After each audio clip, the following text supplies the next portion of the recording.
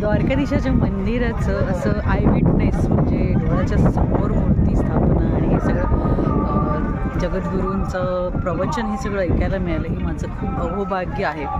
तुम्ही पण अवश्य या 30 तारखेपर्यंत काही ना काहीतरी प्रोग्राम्स आहेत. मी पूर्ण तुम्हाला प्रोग्रामची लिस्ट देते, शेवटला तुम्ही बघा आणि एकदा तरी नक्की विजिट करा. तुम्हाला खूप आवडेल. संध्याकाळच्या टायमाला या म्हणजे तुम्हाला असं शांत थंडाव्यामध्ये सुंदर असं दर्शन होईल. आता थोडीशी गर्दी आहे पण नंतर गर्दी नसेल. पण 30 तारखेपर्यंत यायचं असेल तर खूप काय वेगवेगळे प्रोग्राम्स इकडे आहेत, मिस करू नका. खूप सुंदर प्रोग्राम्स आहेत. म्हणजे आपण विरारमध्ये असून सुद्धा आपण येत नाही आणि इथे किती लांबून लांबून लोक आलेली आहेत दर्शनासाठी वगैरे.